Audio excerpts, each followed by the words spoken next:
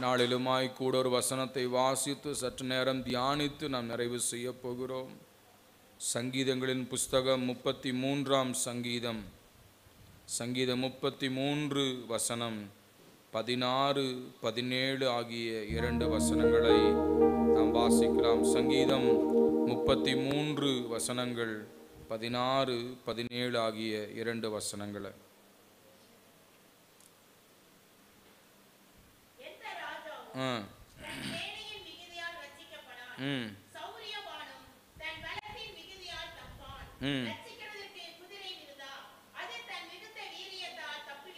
ஆமென்.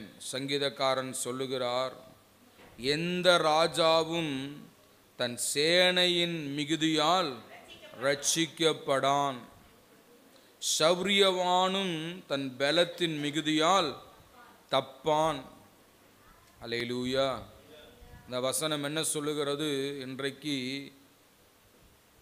ராஜாக்கள் அதிகாரத்தில் இருக்கிறவங்களை எதை நம்பி இருக்கிறாங்க? தங்களுடைய செல்வாக்கையும் பணத்தையும் தங்களுடைய திறமையும் தாளந்தைகளையும் தங்களுக்கு இருக்கிற பின்னணியத்தையும் நம்பிட்டு இருக்கிறாங்க. அப்படி நம்புகிற மக்களெல்லாம் என்ன செய்ய முடியாதான்? விடுதலை பெற முடியாது, உயர்வை பெற முடியாது, ரட்சிப்பை பெற முடியாது. அதான் வசனம் சொல்லுகிறது, எந்த ராஜாவும். அல்லேலூயா. இந்த உலகம் எத்தனை ராஜாக்களை பார்த்துருக்கும் யோசிச்சு பாருங்க. ஆதியிலிருந்து எடுத்துக்கொண்டால் காயினுடைய சந்ததியிலே ராஜாக்கள் அரசாண்டு வந்தார்கள்னு படிக்கிறோம். அப்போ அந்த நாட்கள்லேயே யார் இருந்தாங்க? ராஜாக்கள் இருந்தார்கள். அதே போல் இஸ்ரவேல் ஜனங்கள் வழிநடந்து வருகையில் பல நாட்டு ராஜாக்கள் இருந்தாங்க. ஒவ்வொரு நாட்டுக்கும் ராஜாக்கள் இருந்தாங்க. அந்த ராஜாக்கள் எல்லாம் எதை வச்சுருந்தாங்க? நிறையா ரதங்களை, குதிரை வீரரை, இராணுவத்தை வச்சுருந்தாங்க. அதை தான் நம்பி இருந்தாங்க. வேதத்தில் படிக்கும் பொழுது இஸ்ரவேல் ஜனங்க எகிப்திலிருந்து வெளியே வராங்க. கால்நடையாக நடந்து வந்து அவங்க ஈரோத் என்கிற பள்ளத்தாக்கு அடியிலே அவர்கள் பாளையம் இறங்கி தங்கி இருக்கிறாங்க. ஃபர்ஸ்ட் கேம்ப் ஈரோத் பள்ளத்தாக்கில். அங்கே தங்கி இருக்கும் பொழுது ஜனங்க இளைப்பாரி கொண்டிருக்கிறாங்க. எகிப்திலிருந்து வந்ததெல்லாம் பேசிட்டு இருக்கிறாங்க. எப்படி ஆண்டவர் அற்புதங்களை செஞ்சு வெளியே கொண்டு வந்தார்ன்றதை அவங்க பேசி அப்படியே ஆசுவாசமாக அவர்கள் அமர்ந்து கொண்டிருக்கும் பொழுது அங்கே அவர்களுக்கு குதிரைகளின் சத்தம் கேட்கிறது. கண்களை ஏறிட்டு பார்த்த புழுதி கிளம்ப பார்வோனுடைய சேனை படையெடுத்து வருகிறது. என்னென்னத்தோட வராங்க? தொடருவேன், பிடிப்பேன், அழிப்பேன், நிர்மூலமாக்குவேன் என்று சொல்லி பார்வோன் என்ன செய்கிறாங்க? தன்னுடைய தேசத்தில் இருக்கிற 600 பிரதான ரதங்கள், எத்தனை ரதம்? 600 ரதங்களோடு வருகிறான். இந்த காலகட்டங்கள் ரதத்தையே பார்க்க முடியாது இல்லையா? எங்கேயாவது கல்யாண வீடுகளில் பெரிய பெரிய ஜமீன்கள், பணக்காரர்கள் கல்யாணத்தில் பொண்ணையும் மாப்பிள்ளையும் ரதத்தில் உட்கார வச்சு கூட்டிகிட்டு வராங்க. ஆமேன். ஏழை மக்கள் நடக்க வச்சு கூட்டிகிட்டு போகிறாங்க. வித்தியாசம் தான். ஆனால் இங்கே பார்க்கும் பொழுது இந்த ரதங்கள், ராஜாக்கள் போகிற ரதங்கள், யுத்தத்துக்கு போகிற ரதங்கள், அப்படி 600 ரதங்களோடும் காலாட்களோடும் குதிரை வீரரோடும் திரளான ஜனங்களோடும் வருகிறான். சேனையை நம்பி வரான். இந்த ஜனங்கையில் ஒன்றுமே இல்லை, ஆயுதங்கள் இல்லை, யுத்த மனுஷர் இல்லை, அவங்ககிட்ட ஒன்றும் கிடையாது. அவங்கள எளிதாக போய் என்ன செய்யலாம்? பிடிச்சுக்கலான்னு சொல்லி இவங்க கால்நடையாக போகிறாங்க. அவன் என்ன குதிரை பலத்தில் வரான், ரத பலத்தில் வரான். ஆமேன். சங்கீதம் 20ஆம் சங்கீதம் நினைக்கிறேன், கடைசி 2 வசனங்களை படிக்கும் பொழுது, சங்கீதம் 19ஆ 20ஆ? 20 கடைசி படிங்க. 20 7ஆ? 7-8 படிங்க. சில ரதங்களை குறித்தும் சிலர் குதிரைகளை குறித்தும் மேன்மை பாராட்டு. சில ரதங்களை குறித்து மேன்மை பாராட்டு. ரதம் என்ன? ஒரு நாட்டினுடைய பலன், ஒரு நாட்டினுடைய ஆயுத பலனை குறிக்கிறது. குதிரை என்று சொல்லும் பொழுது வீரியத்தை குறிக்கிறது, எவ்வளவு பலன் இருக்குன்றதை குறிக்குது. ஆக சிலர் எதை குறித்து மேன்மை பாராட்டுறாங்க? ரதங்களை குறித்தும் சில குதிரைகளை குறித்தும் மேன்மை பாராட்டுகிறார்கள். அதனால ஆண்டவர் சொல்றார், எந்த ராஜாவும் தன் சேனையின் மிகுதியால் ரட்சிக்கப்படான். ஆமென். எந்த ராஜா, அவன் யார், பார்வோனா இருந்தாலும் சரி, அவன் மீதியான் தேசத்து ராஜாவாக இருந்தாலும் சரி, அவன் எந்த ராஜாவாக இருந்தாலும் சரி, தன்னுடைய படபலத்தினால் அவன் என்ன செய்ய முடியாதான், ஜெயிக்க முடியாது அப்படின்றார். அல்லேலூயா. அப்போ நம்ம வாழ்க்கையில் பர்சனல் லைஃப்பில் எடுத்துக்கொண்டா, எந்த மனுஷனும் தன் திறமையினாலும் ஞானத்தினாலும் பணத்தினாலும் செல்வாக்கினாலும் அறிவினாலும் அந்தஸ்தினாலும் என்ன செய்ய முடியாது, நம்ம வாழ்க்கையில் ஜெயிக்க முடியாது. அல்லேலூயா. திறமையை தாளந்த நம்பினோம்னா அதெல்லாம் என்ன செய்யும், அதுவே நமக்கு ஆபத்தாக அமைந்துவிடும். பாருங்க, உதாரணமாக ஒரு கதை சொல்கிறேன், கவனிங்க. ஒரு மான் என்ன செஞ்சது, காட்டில் வாழ்ந்துட்டு வந்தது. திடீரென்று சிறுத்தை நாய்கள் எல்லாம் துரத்த ஆரம்பித்தது. இந்த மான் என்ன செய்து, வேகமாக ஓடுது. அப்போ அந்த ஓடும் பொழுது அந்த மானுடைய கால்கள் அதற்கு என்ன செய்துங்க, உதவி செய்கிறது. இந்த மான் பல நேரங்கள் நினச்சிருக்குது, என் கொம்பு அழகாக இருக்குது, என் கொம்பு கிளைகளையாக இருக்குது, என் கொம்பு மென்மையாக இருக்குது, கொம்பை குறித்து பெருமையாக நினைத்தது. ஆனால் அந்த மான் ஓடும் பொழுது அது எதை பெருமையாக நினைத்ததோ அந்த கொம்பே என்ன செஞ்சது, மரக்கிளைகளுக்குள்ள மாட்டிக்கொண்டது. எது கேவலமாக அற்பமாக நினச்சது, என் கால் குச்சி மாதிரி இருக்கே, என் கால் நல்லா இல்லையே நினச்ச அந்த கால்கள் தப்புவிக்க உதவியாக இருந்தது.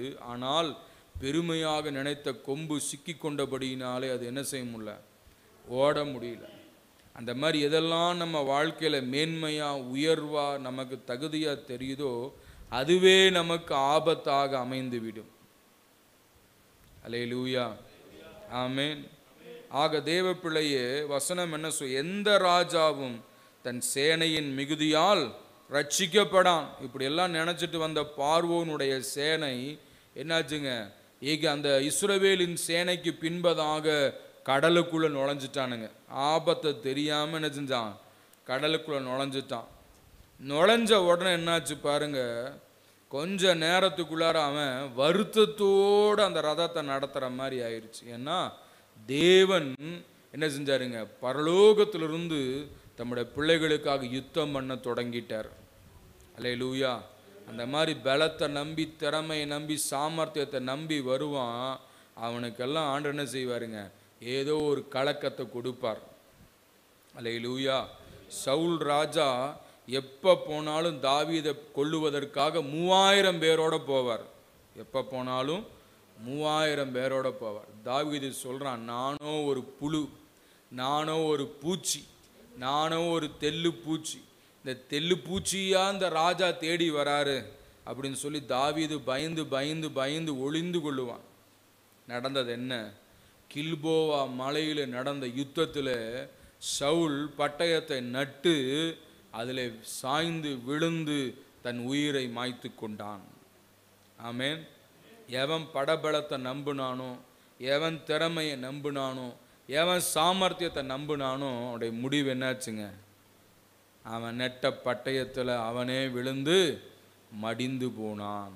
ஆக தேவ பிள்ளையே, வசனம் தெளிவாக சொல்லுக, எந்த ராஜாவும் தன் சேனையின் மிகுதியால் ரட்சிக்க, எந்த சௌரியவானும் தன் பலத்தின் மிகுதியால் தப்பான்.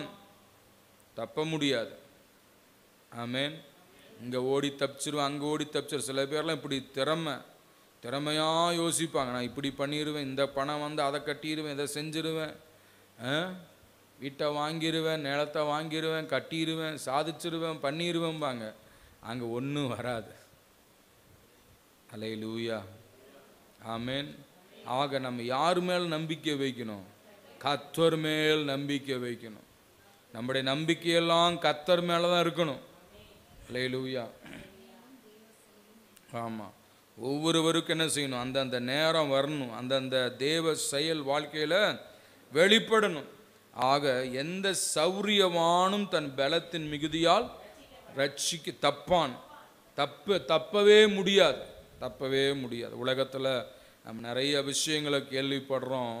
தன் ஞானத்தை உபயோகப்படுத்தினவன், பலத்தை உபயோகப்படுத்தினவன், திறமையை உபயோகப்படுத்தினவன்லாம் ஏதோ ஒரு சின்ன விஷயத்தில் என்ன செய்தான், கோட்டை விட்டு விழுந்து தான் போனான்.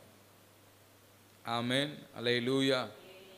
பாருங்க, ஒரு பெரிய யானை, என்னதுங்க, பெரிய யானை. அந்த யானைக்கு எவ்வளவு பலன் இருக்குது, ஒரு மரத்தையே பிடுங்கிடும், ஒரு மரத்தையே தூக்கிட்டு போகும். அந்த மாதிரி ஒரு பலன் உள்ள ஒரு யானை.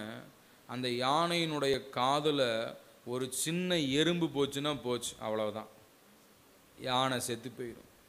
அதனால தான் யானை காது என்ன செய்யும், ஆட்டிகிட்டே இருக்கு. எந்த பூச்சி, எந்த புழு, எந்த எறும்பு என்ன செய்யக்கூடாது, போகக்கூடாது.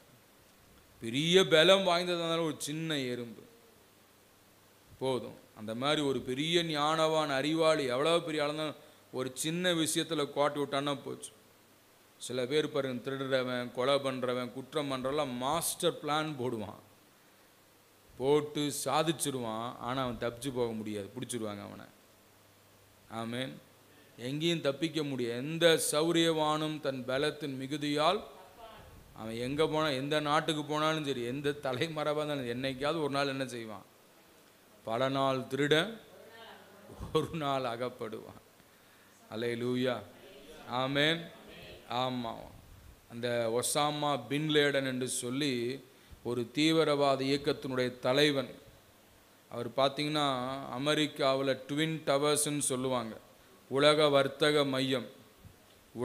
உலக வர்த்தக மையம், பெரிய ஒரு கட்டடம். அதெல்லாம் நம்மலாம் பார்த்தது கிடையாது, அதை பற்றி தான் சொல்கிறோம். 110 அடுக்கு மாடி கட்டடம். அந்த அப்படிப்பட்ட அந்த WTC tower, world trading centre, அந்த டவரை என்ன செஞ்சான், தன்னுடைய அறிவை, சாணக்கியத்துவத்தை பயன்படுத்தி பிளெயினை ஹைஜாக் பண்ணி விமானத்தை அதுக்குள்ளே நுழைஞ்சு, ஆட்களை வச்சு நுழைஞ்சு அதை ஆக்கியூபை பண்ணி அதனுடைய பைலட்டை திசை திருப்பி என்ன செஞ்சான், அந்த கட்டடத்துக்குள்ளே கொண்டு போய் மோதி அடித்து அதெல்லாம் ஒன்றும் இல்லாமல் பண்ணி போட்டான்.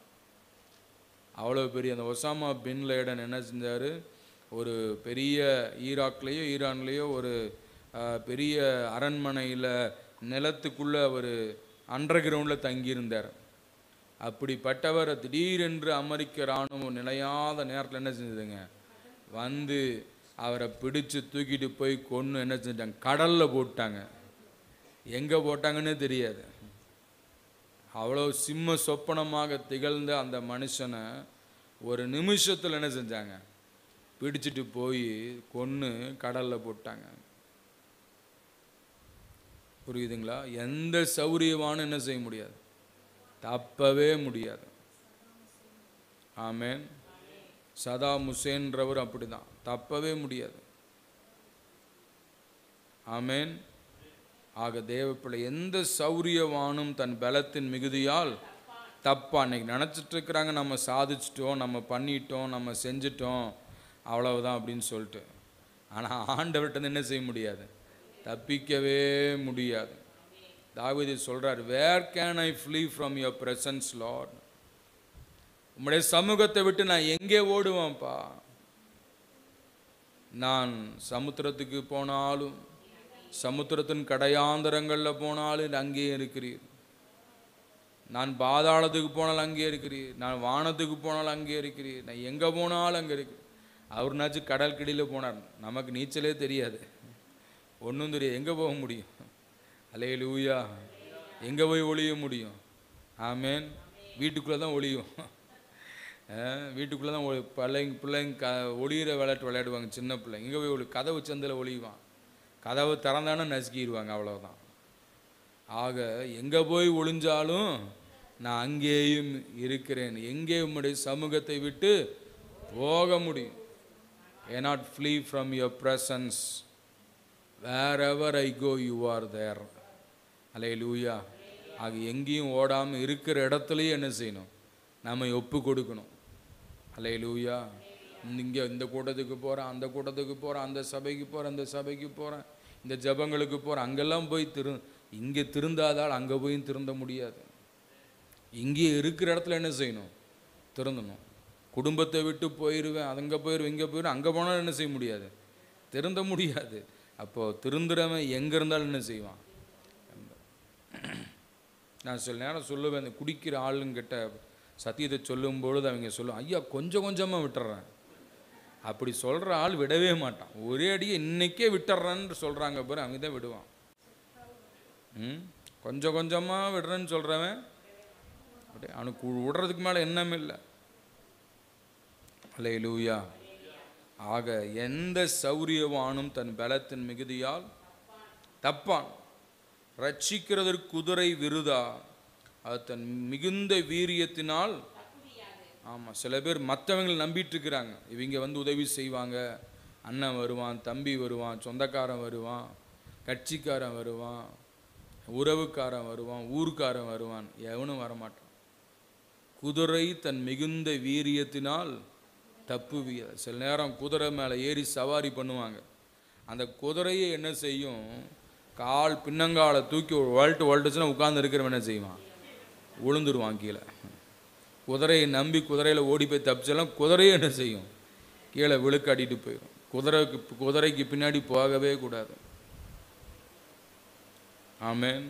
மாட்டுக்கு முன்னாடி போகக்கூடாது, குதிரைக்கு பின்னாடி போகக்கூடாது. முன்னாடி போனால் மாடு முட்டும், குதிரை கழுதெல்லாம் என்ன செய்யும், ஒரு வதச்சுன்னா பகடு கிடுலாம் கழுண்டு போயிடும். வாங்கணும்னு தெரியும். ஆஸ்திரேலியா தேசத்தில் கங்காரு இருக்கு. கங்காருனால் செத்து போகிறவங்க நிறையா இருக்கிறாங்களாம். ஏன்னா கங்கார் என்ன செய்யுமா, அப்படி ஒரு பின்னங்கால் நல்ல வெயிட்டாக இருக்கும்.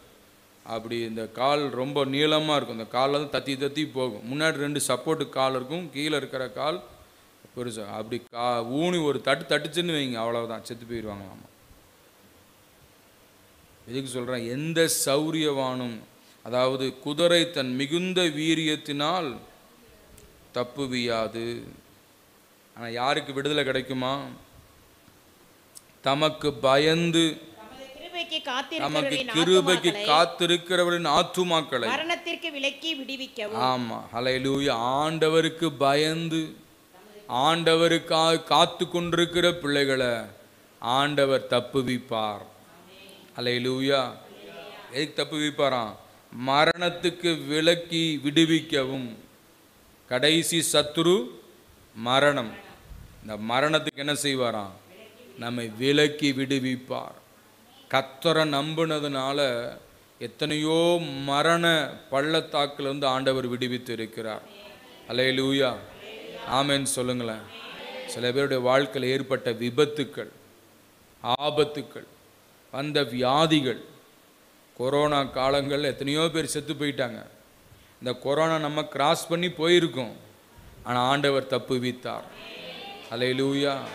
காரணம் என்ன, காரணம் என்ன, தமக்கு பயந்து அவருடைய கிருபைக்கு காத்திருக்கிறவர்கள். அல்லேலூயா. நீங்கள் நானும் ரொம்ப ஆண்டவருக்கு பயந்தோன்னு சொல்ல முடியாது. ஏதோ ஒரு சின்ன பயம் இல்லையா, ஏதோ ஒரு சின்ன பயம்.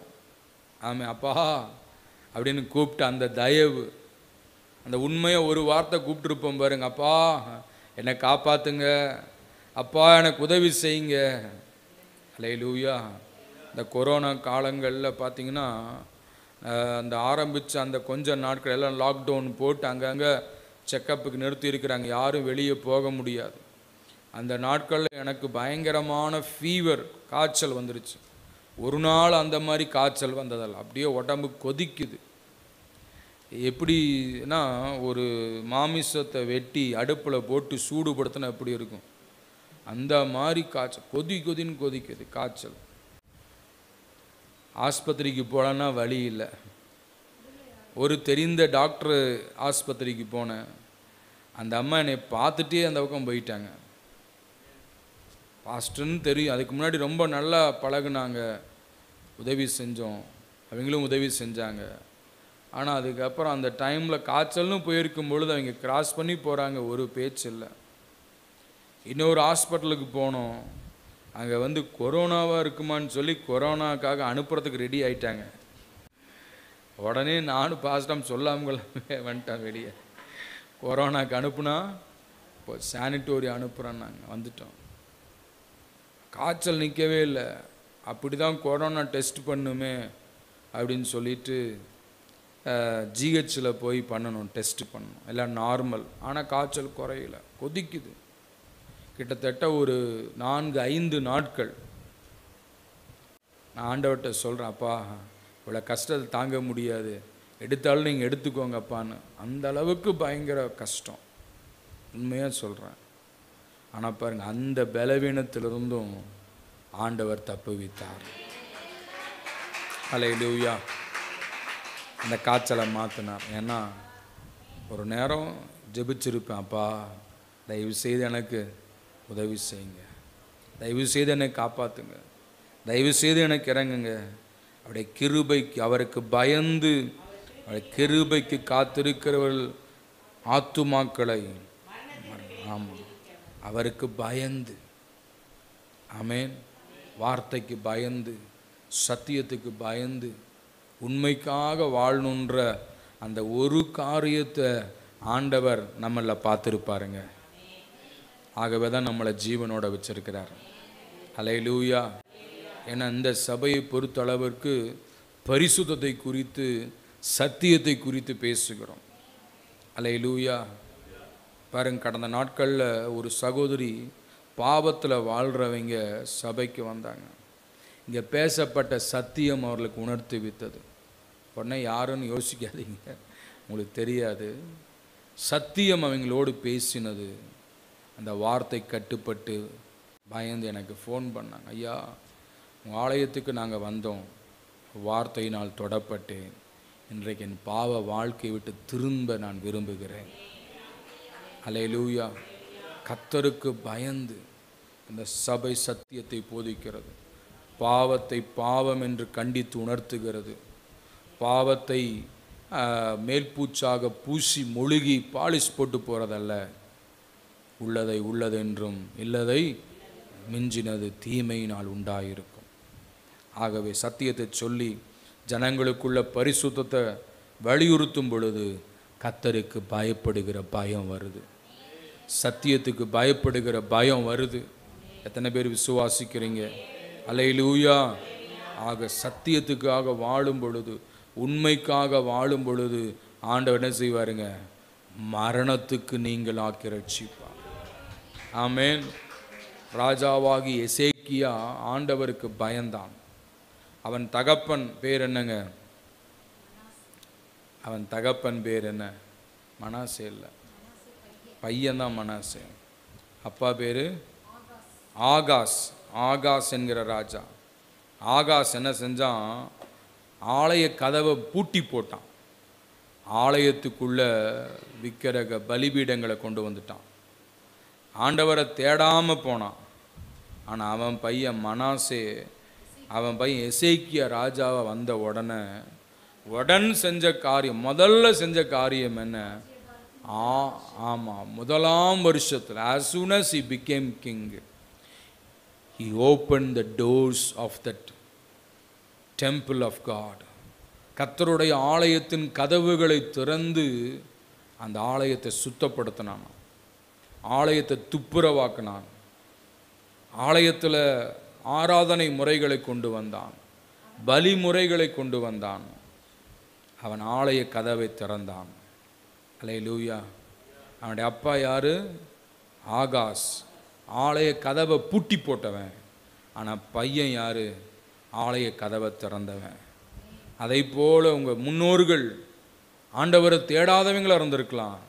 நீங்கள் தேடுறீங்க, ஆலயத்துக்கு வரீங்க, ஆலயத்தில் அமர்ந்திருக்கிறீங்க. இந்த ஆலய கதவை திறந்தான். நின்று போன பலிமுறைகளெல்லாம் மீண்டுமா கொண்டு வந்தான். ஆண்டவருக்கு பலி செலுத்தினான், ஆண்டவர் ஆராதிச்சான். அப்படிப்பட்ட நாட்களில் பெரிய எழுப்புதலை கொண்டு வந்தான். அப்படிப்பட்ட அந்த எசேக்கியா ராஜாவுக்கு இப்படிலாம் செஞ்சுட்டு இருந்து ஆண்டவரை ஆராதிக்கிற நாட்களில் ஒரு பயங்கரமான வியாதி வந்துருச்சு, மரணத்துக்கு ஏதுவான வியாதி. He was in his deathbed. அவன் வியாதி மரணப்படுக்கையில் இருக்கிறான். எசேக்கியா ஏசாயா தீர்க்கதரிசி வந்து சொல்றாரு, வீட்டு காரியத்தை ஒழுங்குபடுத்துப்பா, நீ பிழைக்க மாட்ட, நீ மரித்து போவாய். உடனே என்ன செய்கிறான்? அவன் சுவர்புறமாக திரும்பி செபிக்கிறான், ஆண்டவரே உமக்கு முன்பதாக நான் எப்படி வாழ்ந்தேன் என்பதை நினைத்தருளும். Just remember me Lord. how I walked before you, what I did for you, just remember me. ஒரே ஜெபந்தான். தேவனுக்கு பயந்து தமது கிருபைக்கு காத்திருக்கிறவர்களின் ஆத்துமாக்களை மரணத்துக்கு விலக்கி விடுவிக்கிற ஆண்டவர் எசேக்கியாவின் ஜெபத்தை கேட்டு அவன் மரண கட்டுகளை கர்த்தர் விடுதலையாக்கினார். மரண கட்டுகளிலிருந்து எசேக்கியாவை விடுவித்தார். God delivered Hezekiah from his deathbed and from his disease of death. Amen. Hallelujah. அந்த தேவனை தான் நீங்களும் நான் ஆராதிக்கிறோம். தமக்கு பயந்து தமது கிருபைக்கு காத்திருக்கிறவர்களை மரணத்துக்கு விலக்கி விடுவிக்கிற ஆண்டவர். ஆமென். ஆக நமக்கும் வருகிற எல்லா போராட்டங்கள், மரண பயங்கள், மரண போராட்டங்களிலிருந்து கர்த்தர் என்ன செய்வாராம்? விடுவிப்பார். ஹல்லேலூயா. விடுவிப்பார். அடுத்தது, பஞ்சத்தில் அவர்களை உயிரோடு காக்கவும் கர்த்தருடைய கண் அவர்கள் மேல் நோக்கமாய் இருக்கிறது. ஹல்லேலூயா. இரண்டாவது காரியம் என்ன செய்றாராம்? பஞ்சத்தில் அவர்களை உயிரோடு காக்க. ஆமென். அப்படின்னு என்ன அர்த்தம்? கர்த்தருக்கு பயந்திருக்கிற பிள்ளைகளுக்கு ஆகாரத்தை ஆண்டவர் கொடுப்பார். உலகமே பஞ்சத்தில் இருந்தாலும் ஆண்டவரை தேடுற பிள்ளைகளுக்கு பஞ்சம் வராது. அல்லேலூயா. உணவு பஞ்சம் வராது, உடை பஞ்சம் வராது, பொருளாதார பஞ்சம் வராது, சுகத்துக்கு பஞ்சம் வராது. அல்லேலூயா. சமாதானத்துக்கு பஞ்சம் வராது. ஆமென். பஞ்சத்தில் உயிரோட காக்கும். Praise the Lord. எலியாவின் நாட்களில் கொடிய பஞ்சம், கொடிய பஞ்சம், சாப்பாட்டுக்கே பஞ்சம், நீரூற்றுகள்லாம் வற்றி போயிற்று. ஆனாலும் தேவ மனிதனாகி எலியாவை ஆண்டவர் என்ன செஞ்சாருங்க? 3 நேரமும் திருப்தியாக போஷித்தார். காகங்களை கொண்டு போஷித்தார், பிற்பாடு விதவையை கொண்டு போஷித்தார். காக எதையும் சேர்த்து வைக்காது. ஆமென். அன்னன்னை கிடைக்கிறத சாப்பிட்றோம். அப்படிப்பட்ட எந்த சேமிப்பு இல்லாத இடத்துலிருந்து ஆண்டவர் போஷித்தார். அல்லேலூயா. அதே போல் விதவையின் வீட்டில் என்ன இருக்கும்? ஒன்றுமே இருக்காது. சேமிப்பு இருக்குமா? ஆமென். அரிசி மூட்டை இருக்குமா? ஆமென். பேங்க் பேலன்ஸ் இருக்குமா? ஒன்றுமே இருக்காது. ஆனால் அப்படிப்பட்ட அந்த விதவையின் அவ சாகத்தான் இருந்தா. ஆனால் அந்த வீட்டில் இருந்து ஆண்டவர் எலியாவை என்ன செஞ்சார்? போஷித்தார். பஞ்சத்தில் உயிரோட காக்கவும். எலிசாவின் நாட்களில் கொடிய பஞ்சம், பெற்ற பிள்ளைகளை சமைத்து சாப்பிட்டார்கள். ஒரு கழுதையின் தலை எத்தனையோ காசுக்கு வித்துச்சு. ஆனால் அந்த நாட்களில் எலிசாவை ஆண்டவர் திருப்தியாய் போஷித்தார். அல்லேலூயா. பஞ்சத்தில் உயிரோட காக்கவும். ஆமென். உலகமே பஞ்சம் வந்தாலும் கர்த்தருடைய பிள்ளைகளை போஷிப்பார். அல்லேலூயா. சிங்கக்குட்டிகள் தாழ்ச்சியடைந்து பட்டினியாய் இருக்கும். கர்த்தரை தேடுகிறவர்களுக்கோ ஒரு நன்மையும் குறைவுபடாது, குறைவுபடாது. ஆபிரகாமை போஷித்தவர், ஈசாக்கை போஷித்தவர், இஸ்ரவேல் ஜனங்களை போஷித்தவர் நம்மையும் போஷிப்பார். அல்லேலூயா. பஞ்சத்தில் அவர்களை உயிரோட காக்கவும். அடுத்தது, நம்மேல கர்த்தருடைய கண் என்ன செய்தான்? நோக்கமாயிருக்கிறது. He is watching us. His eyes is upon us. அவர் கண்கள் நம்மேல் என்ன செய்தான்? நோக்கமாயிருக்கிறது.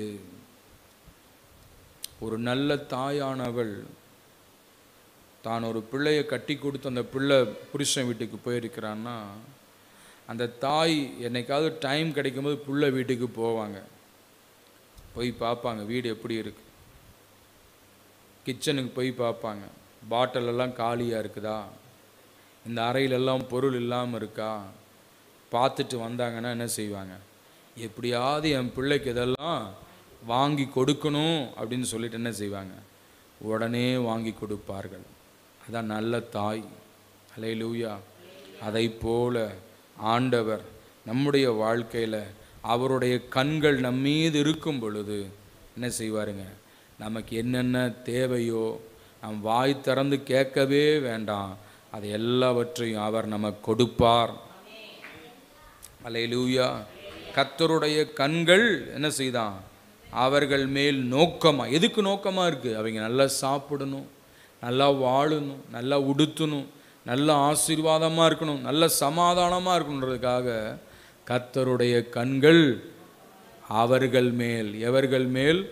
கர்த்தருடைய அவர் பயந்தவர்கள் மேல். அல்லேலூயா. இப்போது உதாரணமாக ஒரு ஃபோட்டோ ஆல்பம் கொண்டு வந்து கொடுக்குறாங்க. ஒரு கல்யாணத்துக்கு நீங்கள் போயிருக்கிறீங்க, அந்த கல்யாணத்தில் ஒரு ஃபோட்டோ ஆல்பம் எடுத்திருக்காங்க. நீங்கள் கல்யாணமெல்லாம் முடிஞ்சு அந்த ஆல்பமெல்லாம் அந்த வீட்டுக்கு வந்ததுக்கப்புறம் அந்த வீட்டுக்கு போகிறீங்க. போகும்போது இந்த ஆல்பத்தை எடுத்து உங்கள் கையில் பாருங்கம்மான்னு கொடுக்குறாங்க. அதில் பார்த்துட்டே வருங்க. மற்றதெல்லாம் வேகமாக திருப்புவீங்க. ஆனால் உங்கள் படம் எங்கே இருக்குதோ அங்கே வந்து என்ன செய்வீங்க? நல்லா திருப்பி திருப்பி பார்ப்பீங்க. எப்படி இருக்கிறோம், என்ன இருக்கிறோம். நம்முடைய கண் யார் மேலே இருக்கு? ஒரு ஸ்கூலில் ஃபோட்டோ பிடிக்கிறாங்க, மாணவர்கள் நிறைய பேர் நிற்கிறாங்க. அதில் 50 மாணவர்கள் இன்னும் எடுத்த ஃபோட்டோவாக இருந்தாலும் உங்கள் பையன் எங்கே நிற்கிறான், உங்கள் புள்ள எங்கே இருக்கிறான்றதான் நோக்கமாக இருக்கும் இல்லையா? அதானே பார்ப்போம். அல்லேலூயா. அந்த மாதிரி ஆண்டவர் அவருடைய பிள்ளைகள் எப்படி இருக்கிறார்கள் என்பதை குறித்து அவர் என்ன செய்கிறார்? அக்கறை உள்ளவராய், கண்ணோக்கம் உள்ளவராய். அல்லேலூயா, அல்லேலூயா. 1000 பேர் இருந்தாலும் உங்கள் பையன் அந்த கூட்டத்தில் நின்னா உங்கள் கண் அவன் மேலே தான் இருக்கும். அந்த மாதிரி கர்த்தருடைய கண்கள் இந்த உலகத்தில் இருக்கிற ஜனங்களை விட, ஆமேன், அவருக்கு பயந்து அவரை ஆராதிக்கிற உங்கள் மேலே, என் மேலே அவர் கண் நோக்கமாக இருக்கிறது. அல்லேலூயா. அவர் கண்கள் நம்மை பார்த்துக்கணும். அவருக்கு பயந்தவர்கள் மரணத்துக்கு விலக்கி விடுவிக்கவும், அவர்களை பஞ்சத்தில் உயிரோடு காப்பாற்றவும் அவருடைய கண்கள் அவர்கள் மேல் நோக்கமாக இருக்கிறது. ஆகவே இந்த பூமியில் நம்முடைய திறமையோ, தாளந்தையோ, பணத்தையோ, செல்வாக்கையோ, அறிவையோ, அழகையோ, உறவுகளையோ நம்பாமல் கர்த்தர் மேலே நம்பிக்கை வைக்கும் பொழுது அவர் நம்மை காப்பார், அவர் நம்மை ஆதரிப்பார், அவர் நம்மை விடுவிப்பார், அவர் நமக்கு ஜீவனை கொடுத்து நம்மை வழி நடத்துவார் என்று சொல்லி இந்த வார்த்தைகளை நிறைவு செய்கிறேன். நல்ல வார்த்தைகளுக்காக தேவனை ஸ்தோத்திரம் பண்ணுவோம்.